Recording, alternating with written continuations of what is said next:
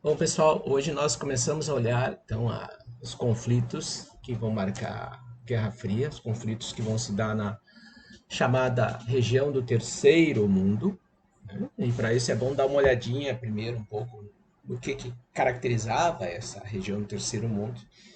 E depois, né, nesta aula e nas próximas, nós vamos falar principalmente daí da Guerra da Coreia e da Guerra do Vietnã.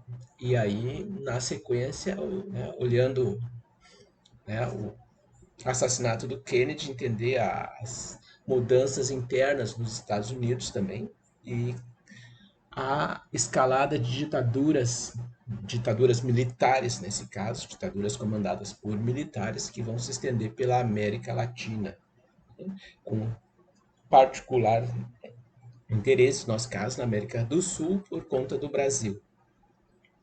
Como vocês podem ver nessa lâmina, né, a expressão terceiro mundo, ela foi oficialmente apresentada pela primeira vez pelo filósofo e demógrafo francês Alfred Salvi, né, e Thiermont em 1952 e logo ela vai começar a ser aplicada, né, para identificar os países do chamado movimento dos não alinhados, que, né, vai surgir em 1956 na Conferência de Bandung, liderado pela Indonésia, quando a Indonésia, né, à frente de um grupo de outros países, entre eles a Índia, vai, né, buscar criar uma organização, não necessariamente uma organização oficial, mas até um movimento, né, de países não alinhados, né, e que vai acabar caracterizando como terceiro mundo.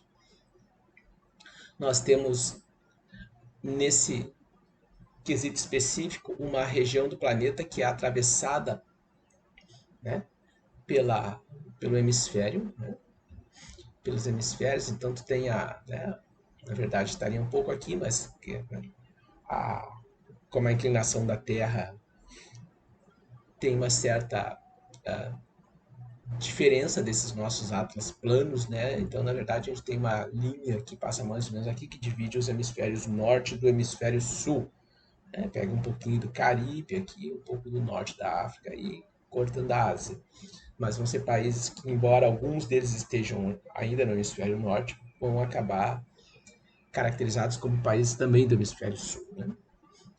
Tanto que a gente tem a Coreia e o Japão no mesmo hemisfério, mas eles estão caracterizados como países ricos ou países pobres, né? Cuja presença se dá em número mais expressivo justamente ou no hemisfério norte, no caso dos países ricos, ou no hemisfério sul, os países pobres. Então, o terceiro mundo agrupa principalmente países que estavam no hemisfério sul. É o caso do continente, né, do subcontinente latino-americano, América Central, Caribe e América do Sul. É o caso da África. É o caso de grande parte dos países da Ásia, que vão ser os países que vão se diferenciar não apenas geograficamente, mas por um passado colonial, por terem sido colonizados, portanto terem sido ocupados, né, militarmente pela Europa em algum momento e depois pelos Estados Unidos, e por uma série de problemas sociais, econômicos decorrentes disso, embora seja um país com uma abundância de recursos naturais, de riqueza, são países que são profundamente marcados por desigualdades sociais, por problemas sociais graves, como o caso do Brasil, né? E a desigualdade social ela gera uma instabilidade política muito grande nesses países. São países cujo a estabilidade política é muito tênue, né? É muito sensível, ao ponto de o Brasil ter sido a grande parte da história da independência dele governado por regimes autoritários, não por regimes democráticos. A Guerra Fria ela vai, né, acentuar essa questão da divisão do mundo na medida em que, né, o conflito entre capitalistas e socialistas eram vistos como um conflito entre o mundo livre, como eles chamavam, né, e o bloco europeu, que seria um segundo mundo, né? E por conta disso, quando os países pobres começam a se tornar independentes, eles não se encaixavam, na verdade, nesse modelo do capitalismo rico. que era o primeiro mundo, mas também não eram países socialistas. Não dá para botar Paraguai, Argentina, Brasil, Uruguai, né, Quênia, né, como, né, Ruanda, Congo como país do bloco socialista, então acaba sendo, né, identificado como um terceiro mundo. Né? Quando eu era jovem, meus 20 anos, e a Guerra Fria era uma característica ainda, os engenheiros da Havaí tinham uma música que falava exatamente disso. Né? A terceira guerra, o terceiro sexo e o terceiro mundo são tão difíceis de entender, diziam eles, né? Uma canção dos anos 80, do disco A Revolta dos Dantes. Ou acho que até não, acho que é do primeiro disco, do Longe Demais das Capitais. Né? Não vou procurar agora, eu tenho os dois ali, mas agora não vou sair para procurar, mas é de um desses dois, mas acho que é do primeiro disco. Né? Os fatores que vão levar ao fim dos impérios coloniais, né, vão marcar o mundo do pós-guerra, né? Vão marcar a independência desses países, e, né, que em muitos casos não foi pacífica. Nós temos como um primeiro fator que explica a descolonização, nesse caso a África e a Ásia, oficialmente a América Latina já havia se descolonizado no século XIX, embora tenha passado a tutela dos Estados Unidos, a América é dos americanos, dizia a doutrina Monroe, né?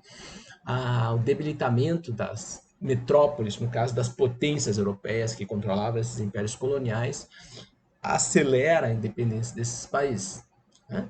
Porque nós temos, com a Primeira Guerra e principalmente com a Segunda Guerra, uma destruição mútua das grandes potências. Inglaterra, França, Alemanha, Bélgica saem muito enfraquecidos da guerra como potências. E por conta disso, há uma dificuldade dessas potências de manterem um controle sobre os países pobres. Ainda assim, a brutalidade na tentativa de manter esses controles vai ser muito forte, principalmente no caso da França, no caso de Portugal, né? E aí vai ter as guerras coloniais, as guerras de independência no caso da França, a Guerra da Argélia, no caso de Portugal, as guerras de Moçambique e Angola, e a Bélgica, né? No Congo, né? Congo belga, que mais tarde vai se transformar no Zaire e depois volta a ser Congo de novo. A Uma das características desse processo de dependência é o surgimento de movimentos nacionalistas, movimentos que buscam a independência dessas regiões, que defendem a independência. Né? Lideranças do terceiro mundo que vão buscar a autonomia dos seus países. Isso está diretamente ligado com a dificuldade cada vez maior das potências europeias, é claro, de manter o controle sobre essas sociedades. A resposta muitas vezes vem com repressão, outras vezes não. Né? Também vai ter um destaque especial às organizações, né, das Nações Unidas. Antes dela, já a Sociedade das Nações teve algum papel lá no caso do Oriente Médio, que foi quase que um processo controlado pela Inglaterra, na verdade, né, e que assumiu o mandato de boa parte dos territórios que eram controlados pelo Império Otomano, pela Turquia, que lutou ao lado da Alemanha e perdeu a Primeira Guerra Mundial. Mas com o surgimento da ONU, a situação muda bastante, porque a ONU, né, defende nos seus fundamentos, na sua carta de fundação, né, a autodeterminação dos povos, isto é, que cada povo do mundo, cada nação, cada nacionalidade tinha o direito de autodeterminar, de decidir o seu destino, né? E que isso não poderia ser decidido por potências externas. Então, o direito de autodeterminação que a ONU prega vai ser uma plataforma importante para esses movimentos de independência. Né? Também tem o papel, eu já tinha mencionado isso lá quando a gente teve a introdução à Guerra Fria, o papel da União Soviética e dos Estados Unidos. Cada um, a seu modo, busca influência, alianças ou interferência nessas regiões que antes eram tuteladas pelas potências europeias. Por exemplo, as colônias inglesas ou francesas, elas estavam atreladas à economia da França e da Inglaterra. Os Estados Unidos não podia vender, não podia comprar dessas regiões, tudo era intermediado pela Inglaterra ou pela França. Né? Então isso atrapalhava muito a presença econômica dos Estados Unidos nesses territórios. A gente está falando de dois continentes inteiros, que é a África e a Ásia. Por conta disso, os Estados Unidos têm interesse em favorecer a descolonização dessas regiões, em pressionar pela independência dessas regiões. E a União Soviética, porque como ela está desesperadamente tentando afastar das suas fronteiras os conflitos que estão sendo alimentados pelos Estados Unidos durante a Guerra Fria, ela não quer um conflito nas suas fronteiras, ela está muito enfraquecida com a guerra também, embora ela tenha derrotado a Alemanha, a guerra custou caro demais, em termos de custo de vida, em termos de destruição, em termos de economia para a União Soviética. E por isso ela busca apoiar esses movimentos nacionalistas. Né? Muitos deles não são socialistas, não são comunistas, não têm identificação ideológica com a União Soviética, mas ela busca fornecer algum tipo de apoio, né? Muitas vezes apoio em termos de oferecer material, equipamento militar, já que ela não pode ajudar com recursos, ajuda com equipamentos militares, que ela tem muito equipamento depois da guerra. Ela fabricou muito armamento, muito equipamento militar, então ela acaba auxiliando, né, esses países, como foi o caso da Coreia, como foi o caso do Vietnã, como foi o caso de Angola, fornecendo equipamento para esses movimentos, na medida em que a repressão militar das potências europeias, ela, né, não permite uma manifestação pacífica desses movimentos, né? E eles acabam se encaminhando para uma luta armada, buscando a independência. São guerras de independência, né? Guerras de libertação.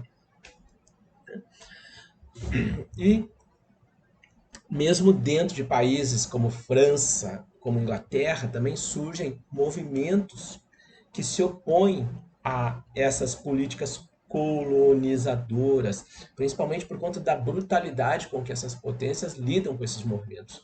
É o caso da França, por exemplo, que vai reprimir violentamente os argelinos, vai massacrar os argelinos, e isso vai gerar um movimento de oposição cada vez maior dentro da França pela independência, né, a favor da independência da Argélia. É o caso da Índia, da Inglaterra, cuja repressão aos movimentos e as manifestações lideradas pelo Gandhi, a repressão inglesa também vai fazer com que parte da população inglesa comece a questionar cada vez mais a situação das colônias. E aí governos do pós-guerra na Inglaterra, especificamente, em 48, 47 para 48, os trabalhistas voltam ao poder. Os conservadores, o Churchill tinha liderado a guerra. Depois da guerra, os trabalhistas voltam ao poder e esses governos trabalhistas vão acabar negociando a independência, né, desses países que eram zonas de influência da Inglaterra. Temos duas fases oficiais de descolonização. Uma que é anterior à Segunda Guerra Mundial, mas é posterior à Primeira Guerra Mundial, está entre as duas guerras, portanto, que é uma independência muito frágil no sentido de falar de fato na libertação desses países, porque eles ficam sob mandatos, né? Mandatos da Inglaterra ou da França, no caso do norte da África, de Argélia, de Tunísia, de Marrocos, né? Concedidos pela Sociedade das Nações. E aí nós temos uma segunda fase que vai de 1955 a 75, que é a independência dos países asiáticos e africanos, embora alguns desses países vão se tornar independentes praticamente só no fim do século XX.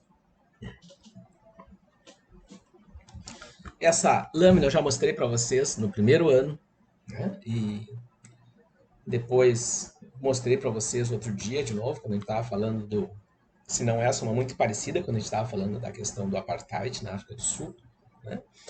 E acho que era essa, sim, porque ela nos mostra justamente esses processos de independência. Então vocês podem parar o vídeo, ampliar ele para dar uma olhada com atenção, ou buscar essa lâmina na internet, é fácil de localizar. E aí ela nos mostra, né, como, tirando casos específicos, tipo o Egito, né, é tudo pós a Libéria, né, e a Etiópia, que acabaram não sendo colonizados, como é tudo posterior à Segunda Guerra Mundial, né?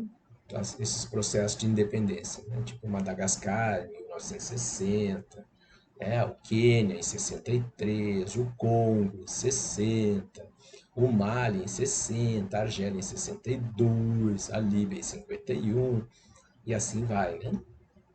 No caso especificamente da Etiópia, a Etiópia acabou se tornando uma zona independente porque ela foi muito difícil de dominar, ela é uma região muito pobre, não tem recursos que atraiam de fato as grandes potências, tem áreas muito desérticas, então a Etiópia acabou sendo, na divisão que a Europa fez no século XIX dos países africanos, a Etiópia acabou sendo entregue para a Itália, e a Itália efetivamente jamais conseguiu assegurar o domínio militar sobre a Etiópia, então a Etiópia nunca foi conquistada pela Itália, e por conta disso ela aparece como um estado que se manteve livre.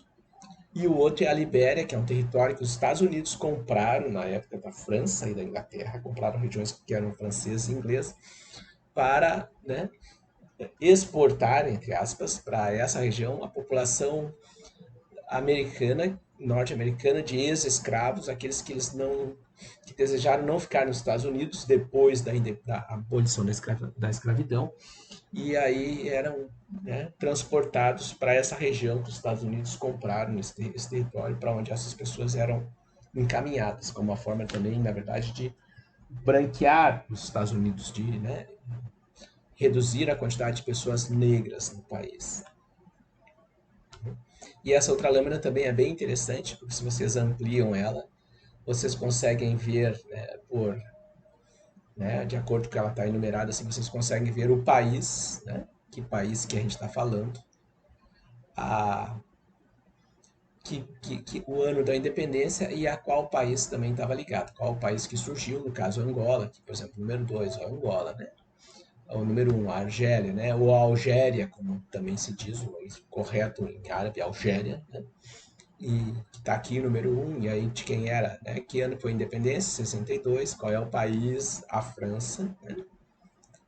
E assim vai, né? Tipo, 49 lá em cima, né? Olha só, né? 49, que é a Tunísia, foi independência em 56, pertencia à França, então também é uma outra boa referência, né? E aí nós temos alguns países que são anteriores aos anos 50, que era o caso do Egito, a Etiópia, que aparece aqui, a Libéria, e a África do Sul, que também é de 48, 43, né? Vamos ver aqui 43. África do Sul. Na verdade, 1910 entra como Reino Britânico, mas não é independente. A Inglaterra só sai mesmo em 48, assim como a Índia, né? Mas os ingleses colocam como se desde 1910 eles tivessem concedido a independência para a África do Sul, nessa lâmina. E aqui também tem uma outra, né, forma de ver, né, a lâmina, embora aqui os britânicos então, uma cor muito parecida com a francesa, então engana, porque aqui é britânico, aqui é britânico, aqui é britânico, né? Aqui é britânico, né? Mas aqui é francês, ó, é uma cor muito parecida. Ela não é tão interessante, talvez, quanto olhando esta aqui, né? Que fica mais caracterizado que era britânico, que não era britânico. E, enfim, né? A questão da descolonização africana, então, o processo de descolonização, né? As razões que explicam as convulsões provocadas pela Segunda Guerra Mundial, já que tu tem batalhas também na África, são colônias, né?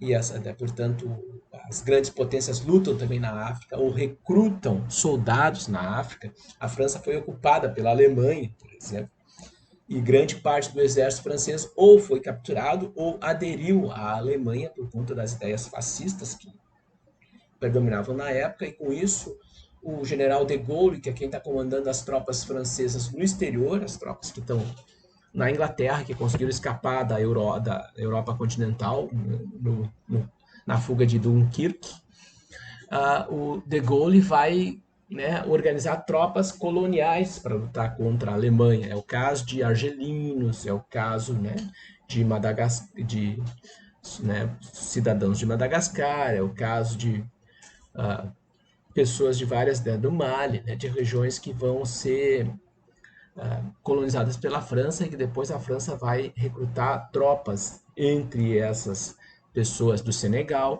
com a promessa, que depois não vai cumprir, de conceder independência para essas regiões se elas lutassem ao lado da França.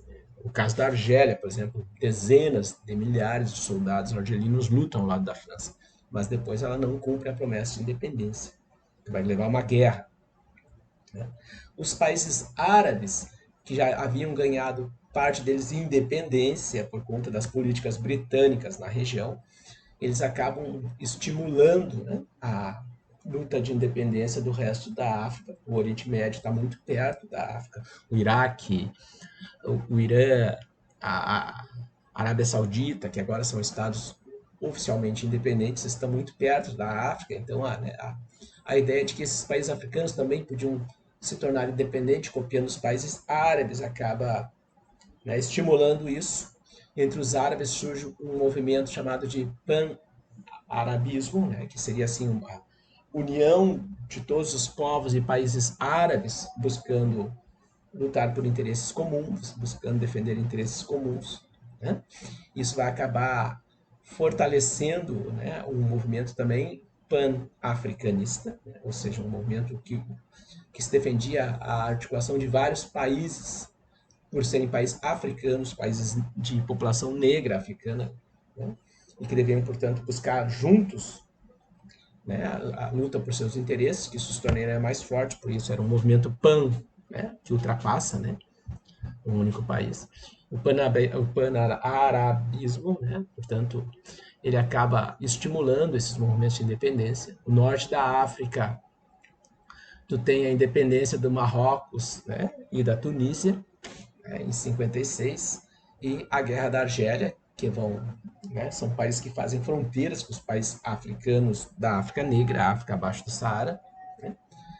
Em 63 surge a OUA, né, que é uma organização, né, acho que deu um problema no áudio aqui, que surge a OUA, que é a Organização dos Países Árabes, e esse movimento estimula, né, o panafricanismo, um movimento de fundar também uma, né, a Organização de Países Africanos. E esses países, no entanto, à medida que vão se tornando independentes, vão se deparar com vários problemas. Né? Em primeiro lugar, as fronteiras artificiais. Esses países foram desenhados de fora para dentro quando foram tomados pela Europa. A Europa junta, né, nesses territórios que ela domina várias populações, nações diferentes, e enfia tudo numa mesma região. Né? E com isso tu tem populações, né, que eram nações independentes e que são confinadas nesses territórios por séculos. São territórios que foram fabricados. Quando eles se tornam independentes, né, na verdade eles ainda trazem esse desenho que foi construído pelas potências europeias quando tomaram a África. E aí isso gera conflitos tribais, conflitos nacionalistas, guerras civis dentro desses países, ou ditaduras de alguns grupos étnicos sobre outros. Né? Então tu tem um problema que as fronteiras elas são artificiais, às vezes também tu tem o caso de populações que estão dentro de dois estados diferentes, foram divididas, né, e ficaram fora, né? E tu tem uma questão também de pobreza muito grave na África, na Ásia, na América Latina, por conta do passado colonial, de que a riqueza ela foi concentrada na mão das potências europeias e de elites brancas que se instalaram nesses países. Vai ser o caso da África do Sul, tipicamente, onde a riqueza estava concentrada na mão de uma minoria branca. Né? Tu tem falta de estrutura, esses países carecem de redes de hospitais, de escolas, de sistemas de atendimento de esgoto, de água, porque as potências europeias não estavam interessadas nisso.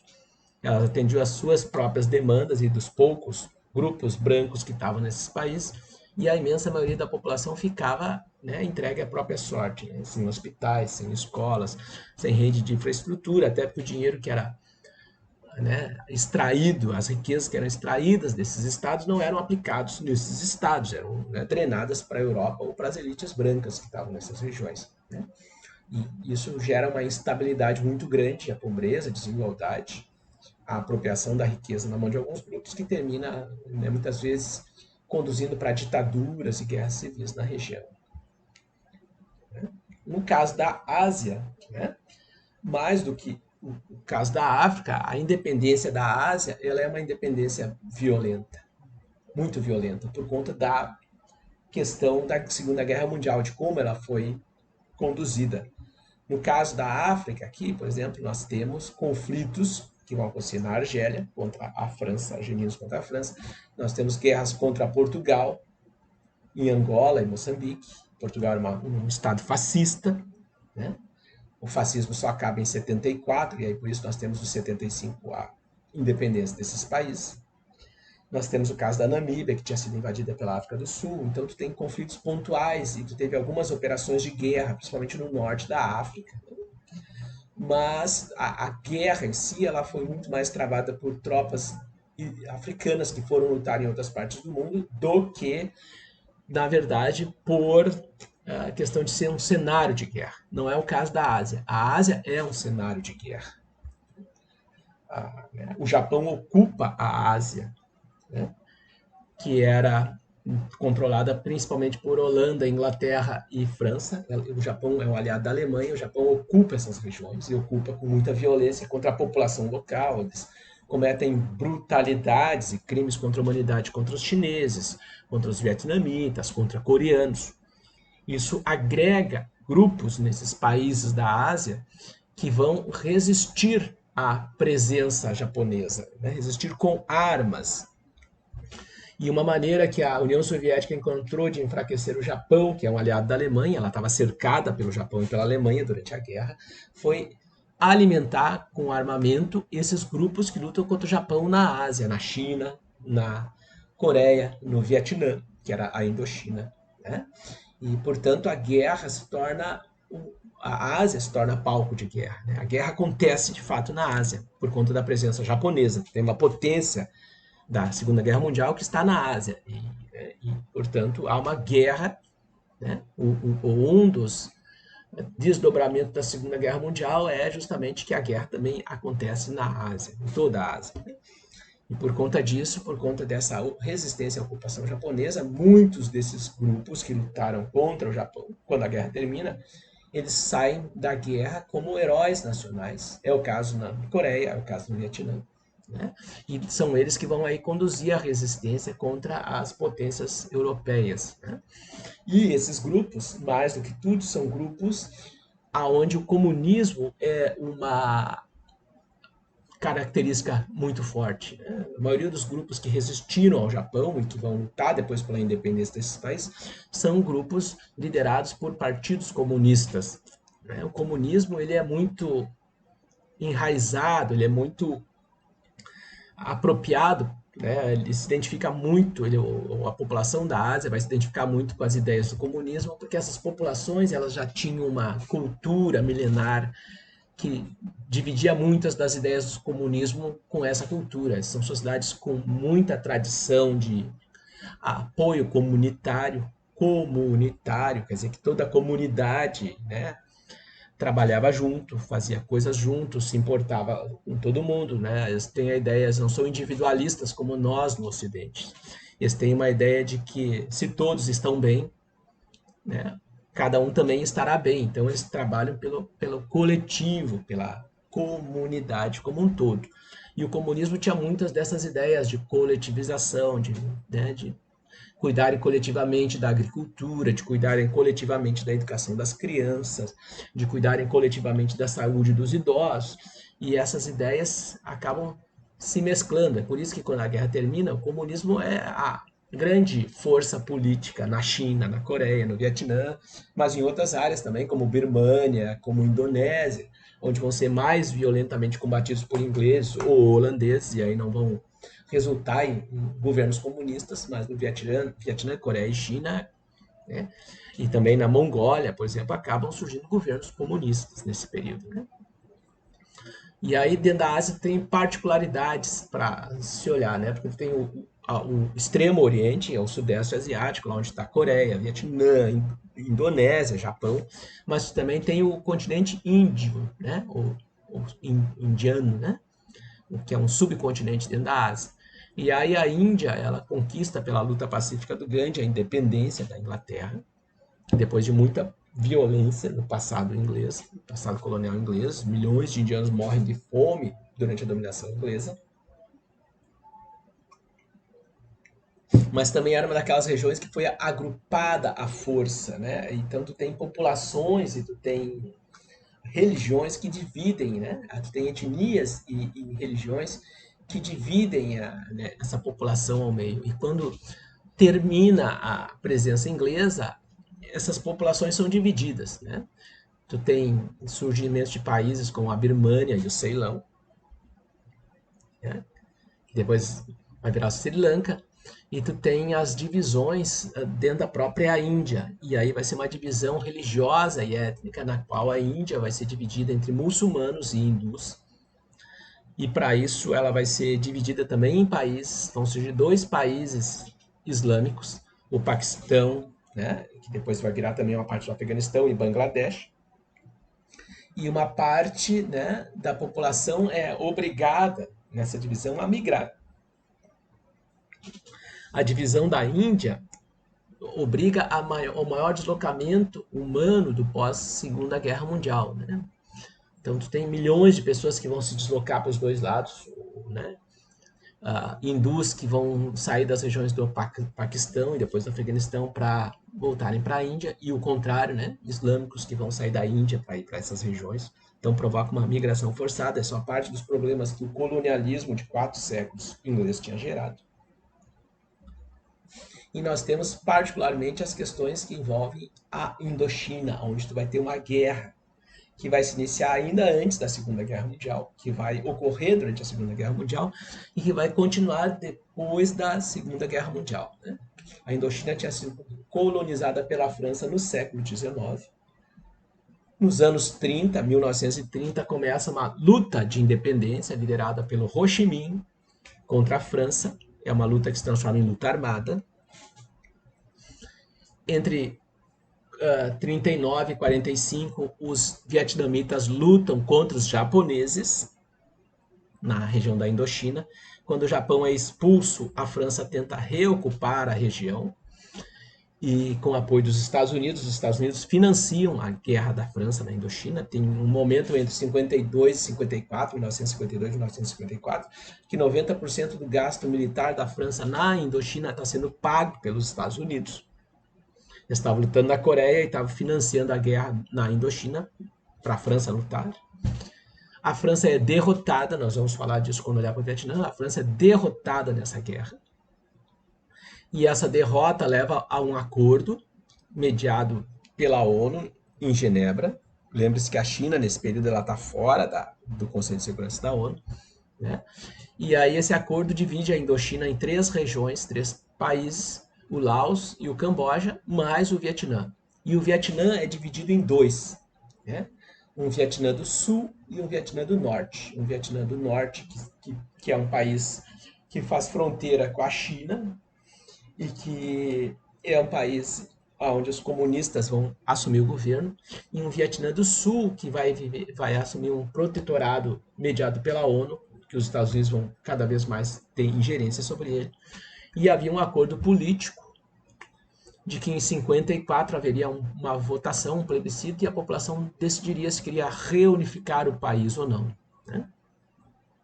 E os Estados Unidos, né, favorecem um golpe de Estado no Vietnã do Sul, se inicia uma ditadura militar, e esse plebiscito não ocorre. O medo deles é que o plebiscito resultaria na unificação do Vietnã com a ascendência dos comunistas, porque eles são os heróis da região, são grandes heróis por conta da luta contra os japoneses e depois contra a França. E aí, de 54 a 55, nós vamos ter a chamada intervenção norte-americana, que depois do assassinato do Kennedy, em 63, né, oficialmente se transforma na Guerra do Vietnã, porque os Estados Unidos intervêm de forma declarada, de forma pesada, né, nessa região, levando o que a gente conheceu como oficialmente a Guerra do Vietnã, que vai durar até 1975, quando eles saem da guerra humilhados pelos vietnamitas provocam massacres, né, que a gente vai falar ainda na outra aula, massacres absurdos contra a população vietnamita, e essa violência com que os Estados Unidos conduzem a guerra no Vietnã vai levar o mundo a uma onda de protesto nos anos 60 que vai sacudir o planeta inteiro.